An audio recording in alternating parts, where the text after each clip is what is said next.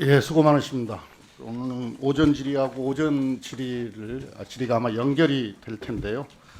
잘 듣고 답변해 주시기 바랍니다. 우리 국가재정법에 근거해서 재정 정책을 운영을 하고 있지 않습니까? 네. 예. 어저께도 다른 여당 의원님께서 국가재정법 제1조를 말씀하셨는데요.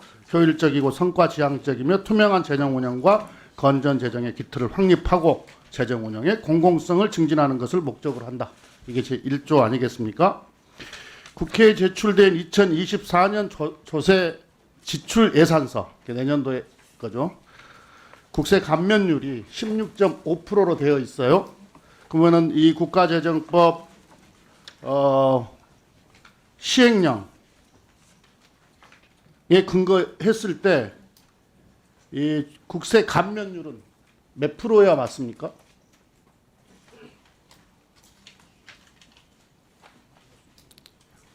제가 숫자를 정확히 기억 못했는데 아마 의원님 표에 의하면 14%. 네, 88조 제1항에서 대통령이 정하는 비율이라 하면 당해년도의 직전 3년간의 국세 감면율의 합을 3으로 나눈 것에 1,000분의 5를 더한 비율을 말한다.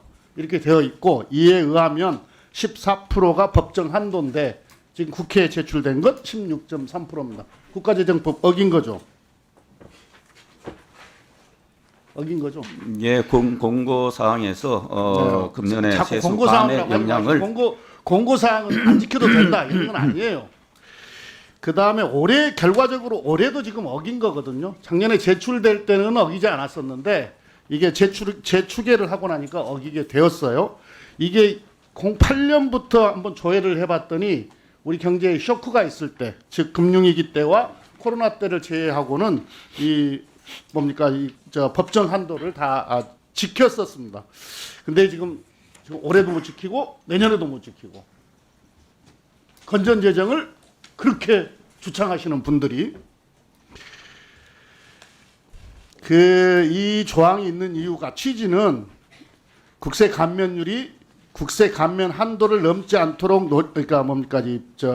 이 재정 건전성 확보를 위해서 방만하게 조세 감면을 해주지 말라는 취지에서 도입이 된 거잖아요. 근데 지금 방금 부총리께서 공고 규정이다 또 이렇게 이야기를 하고 싶어 해요. 그런데 부총리께서 국회의원, 지금도 국회의원이지만 하고 계실 때 이 공고조항 의무조항으로 바꾸자고 법안을 2번이나 낸 적이 있어요. 2019년 4월, 2020년 6월. 예. 근데 부총리 돼가지고 본인은 이거 의무조항으로 바꿔야 된다 이렇게 법안 내고, 그래서 부총리 이제 권한을 가지신 분이 됐으면 그러니까 비록 공고조항이라도 하더라도 이거 철저하게 지켜야죠. 그 다음에 관리재정수지 관련해서 이야기 좀 할게요. 정부가 이거 한번 부총리께서도 이야기하셨던 것 같은데 2024년 예산안부터 재정준칙을 적용하겠다. 이게 3%.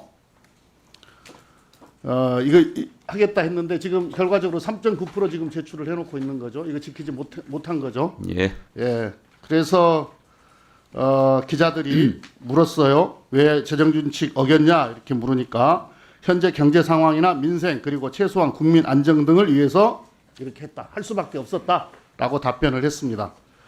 그러니까 이제 이 재정 준칙을 어길 수밖에 없다는 이유가 지금 경제 안 좋다. 경기 안 좋다. 이 이유 때문이라고 하는 거 아니겠습니까? 그래서 이제 이게 예로 치면 이 재정 준칙의 예외 조항을 지금 제출된 법안에 보면 재정 준칙을 지켜야 되는데 예외 조항이 있어요. 이 예외 조항은 추경 편성 조건하고 같아요. 그러니까 이 재정 준칙을 예외로 적용하려면은 추경을 편성해도 된다는 얘기 아닙니까? 그죠? 조항이 같으니까. 근데 그러니까 결과적으로 경기 침체 때문에 이 본인들이 스스로 정해놓은 재정 준칙도 지키지 않게 된 건데, 이게 사실은 경기 침체와 관련해서는 보편적 정의는 없죠. 시장에서는 대체로 2분기 연속으로 국내 총생산이 마이너스일 때 경기 침체라고 정의하죠. 그리고 생산이나 고용, 실질 소득 및 다른 경제 지표 등에서 몇 개월 이상 계속되어 현저하게 악화되는 등 경제 전반에 걸쳐 경제 활동이 현저하게 저하되는 경우를 경기 침체라고 합니다. 즉 경제는 불황인데 물가는 오르고 실질 소득 줄고 소비 줄고 뭐 이게 계속되면 경기 침체라고 하는 거고 지금 이 경기 침체에 접어들고 있다. 이렇게 지금 진단을 하고 있는 거 아니겠습니까? 사실은 뭐 기재부는 뭐 구체적으로 이와 관련해서 설명을 지금 못 하고 있는데요. 그러니까 이게 지금 말이 막 모순이래요. 그러니까는 추경 절대로 편성 안 하겠다. 저는 뭐 추경 편성을 하자고 좀 주장하는 거 아닙니다. 추경은 절대로 안 된다라고 이야기를 하는데 재정 준칙은 어겨요. 추경을 절대로 편성하면 안 된다고 하면은 재정 준칙이라도 지키던가. 그러니까 이번 예산안 편성하면서 국가재정법 제88조도 사실상 위반을 했고 또 본인들이 적용하겠다고 공언한 재정 준칙도 적용하지 못했다. 이거 되게 실력 없는 거다. 이야기하고 있는 거예요. 그거 좀 불량하다. 재정 건전성 관련해서 국가재정법도 제대로 지키지 못하면서 뭐하러 재정준칙 만들어달라고 그렇게 막 주장을 하고 있는 거냐 이 말입니다. 그러면서 이 고통 속에서도 아주 구체적인 정책 대안을 내놔야 되는데 오로지 긴축 재정만 하겠다 이렇게 지금 하고 있는 건데 어제도 제가 이야기를 했습니다마는 이 불평등과 양극화 완화, 인구구조 변화 대응, 기후위기 대응, 산업 전환, 제조업 혁신 이 한국 경제가 직면한 이런 다양한 과제들에 대응을 해야 되고 또 인류사적으로도 성장 사회에서 팽창 사회에서 수축 사회로 전환되는 이 대전환에 응전하기 위해서라도 대전략이 필요한데 이런 대전략은 보이지 않고 오로지 건전제, 긴축재정만 이야기하고 있다. 그러면서 이제 민간 활력을 이야기를 해요. 근데 민간 활력을 통해서 성장 동력을 확보하겠다라고 이야기를 하는데 제가 만나보는 민간에서는 전혀 체감하지 못하고 있어요. 이게 불확실성이 높기 때문에 민간이 선제적으로 투자도 하지 못하는 상황 아니겠어요. 이럴 때 이렇게 불안할 때 정부가 선제적으로 전략적으로 투자를 해줘야 민간의 활력이 생기는 거죠. 거꾸로. 지금 아까 이제 세수와 관련한 이야기를 했는데 박근혜 정부 때도 일을 하셨잖아요.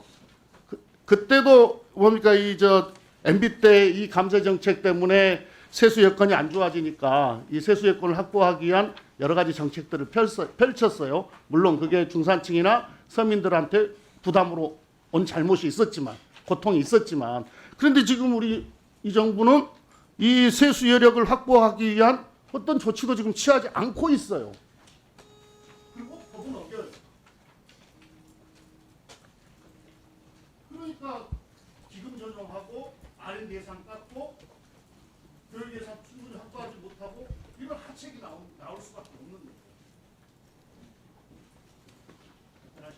예, 우선 교육 예산 충분히 확보를 못했다는 말씀은 동의하기 어렵고 제가 말씀드렸지만 어제도 교부금 감소에 따른 부분이고 그걸 제외하면은 교육 예산은 늘었다 하는 말씀을 다시 한번 드립니다.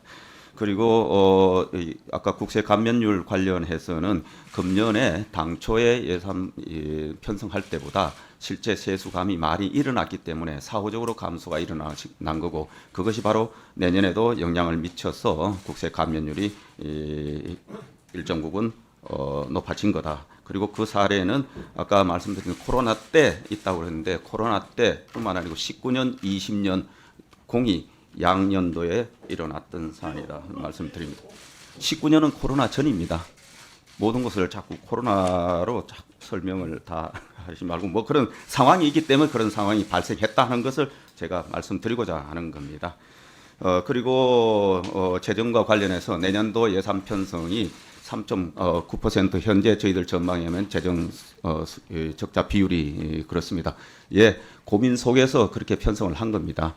금년에 경기가 좋지 않았던 부분이 바로 세수가 내년에도 영향을 미치고 그렇기 때문에 그것이 적자의 폭의 크기로 나타나는 겁니다. 그리고 만약에 저희들이 마이너스 3% 관리재정 수지 적자를 하면은 내년도 예산 증가율이 본예산 대비 마이너스로 들어가야 됩니다. 금년보다 줄어들어야 됩니다. 그래서 그 선택을 하기 어렵고 그래서 경제가 어렵기 때문에 내년에 한시적으로 재정 적자 비율을 마이너스 3% 높게 편성을 하면서 나름대로 허리띠는 졸라매면서 쓸 곳은 쓰는 예산을 편성해서 국회에 제출한 것이다. 그리고 그 이후 연도에는 역시 3% 밑으로 연차별 재정 계획을 수립해서 국회에 제출했다 하는 말씀을 드립니다. 수고 많으십니다. 오전에 제가 조금 과하게 얘기해서 미안합니다. 뭐 늘 무게 있는 지적을 해주셔서 제가 잘 유념하고 있습니다. 지금 세수오차와 관련해서 여야 의원들 할 것 없이 지금 여러 말씀들이 있으신데요. 또 올해 세수오차가 발생한 것에 대해서 원인들에 대해서도 상세히 말씀을 하셨고 그런데 그래서 근데 이제 올해 세수오차가 지금 올해만 발생한 건 아니에요. 어쩔 때는 더 걷기도 하고 예측치보다 어쩔 때는 덜 걷기도 하고. 그래서 2022년 2월에 세수오차 개선을 위해서 경제지표 및 모형을 대폭 개편하겠다. 절차적 투명성, 합의성을 제고하겠다. 조기 경보 등 중간 점검을 강화하겠다. 또 원인 분석, 제도 개선 내실화 하겠다. 이렇게 발표를 했고 이 개선 방안들을 반영해서 2023년 세수를 추계를 했는데 역시 크게 오차가 발생을 했습니다. 22년에도 한번 했습니다. 그러니까요. 22년 2차 추경할 때 한번 했습니다. 예. 그러니까 2022년 2월에 개선 방안을 만들었고 그 다음에 새 정부 들면서 추경안을 내면서 그때 세입 경쟁을 했지 않습니까? 그때 세수처망 새로 했죠. 그랬는데 또 오차가 발생했다고. 그때는 맞았죠. 그때는 정확하게 작년 거는. 그래서 이제 전문가들이 여러 가지 원인들을 제시를 하고 있기는 한데 이게 뚜렷하게 개선 해법을 지금 제시를 하지 못하고 있습니다. 이게 이제 어쩔 때는 이게 경제 성장률을 4.2%로 예상했는데 2.8%밖에 이 성장률을 기록하지 못한 해에도 마이너스 1.4% 정도에 그쳤고 세수 오차가 뭐 그 또 반대인 경우도 있고 크게 차이가 나는 경우도 있고 그래요. 그런데 이제 세수 추계란 것이 일반적으로 조건부 기대치 아니겠습니까?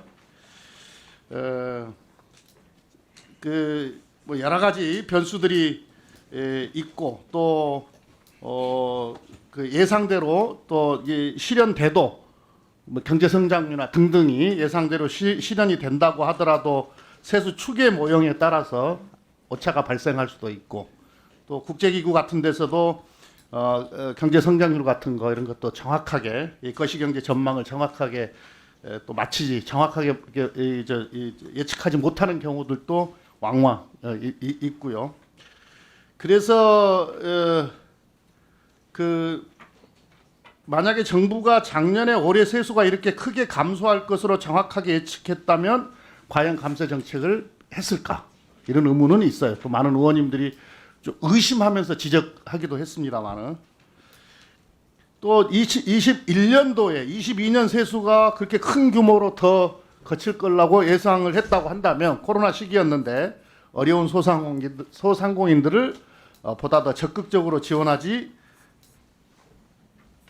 수 있지 않았을까 하는 그런 또 생각도 해봅니다. 그래서 이게 세수 추계가 좀 부정확하다 이것을 전제하고 대응 방안을 마련해야 되는 거 아닌가. 그러니까 정확하게 하긴 해야 되는데 틀리는 경우가 많기 때문에 그래서 이 세수 추계를 기반으로 한 재정 수지 관리가 과연 가능할까?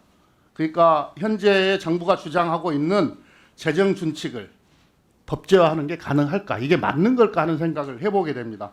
그래서 미국이나 스웨덴이나 덴마크 이런 데가 지금 여러 종류의 재정 준칙 중에서 지출 준칙 방식을 지금 적용을 하고 있잖아요. 쓰고 있잖아요. 이거 우리가 좀 검토해야 되는 거 아닌가 모르겠어요. 총지출 한도, 총지출 증가율 등 재정 지출 규모나 증가율을 직접적으로 제한하는 방식인데 이게 경기 대응 기능도 있고 규모 조정도 용이하고 또 명확한 운영 지침으로 감독, 점검, 소통이 용이한 이런 장점이 있잖아요.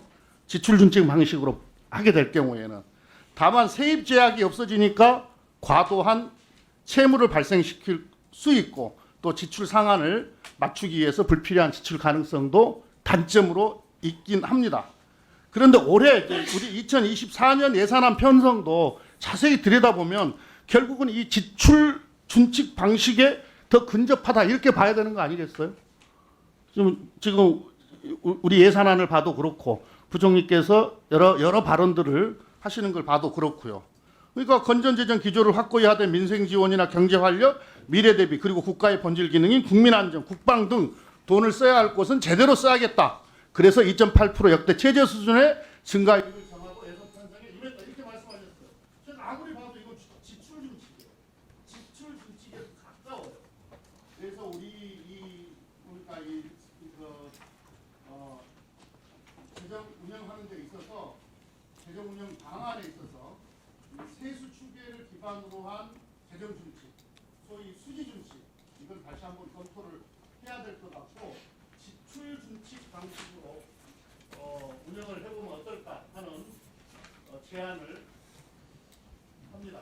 적극적으로 검토를 한번 해보시기 바랍니다. 예.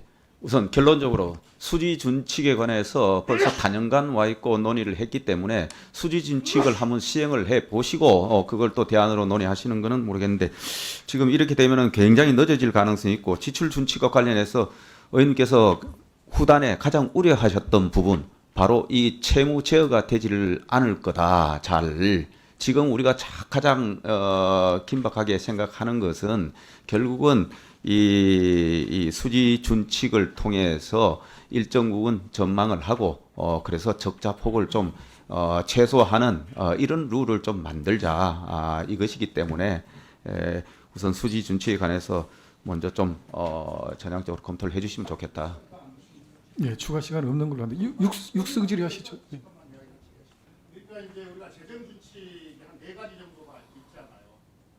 채무 준칙도 있고 수지 준칙도 있고 지출 준칙도 있고 수입 준칙도 있고 그때 나라마다 이 어느 준칙을 적용하느냐 다르잖아요.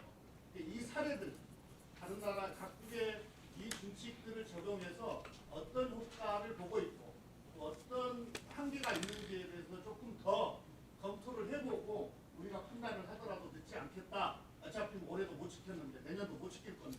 좀 지키도록 빨리 제도가 들어와야 그다음 지킬 거 아닙니까? 제도가 안 들어오니까 자꾸 이런 상황이 생긴다. 그렇게 계속 주장하는 쪽에서도 지금 이미 못 지켰는데. 지키는 중장기 프로그램을 중기 재정 계획을 냈지 않습니까? 3%였다고 한번 생각을 해보세요. 그러면은 경제 상황에 따라서 그 다음에 다시 이 수지 준칙 안으로 그러니까 이 소위 말해서 건전을 예. 그러니까 저는 이게 절실하다고 지금 드리는 말씀입니다. 그런 자료를 한번 드리겠습니다. 예. 다시 한번 분석해보고 예. 합리적인 의사결정을 정책 결정을 해보자. 예. 이런 뜻에서 말씀드립니다. 이번 정기국회 때 꼭 검토해보시고 논의 좀 별도로 한번 해주십시오. 또 말씀을 드리시면 될 것 같습니다.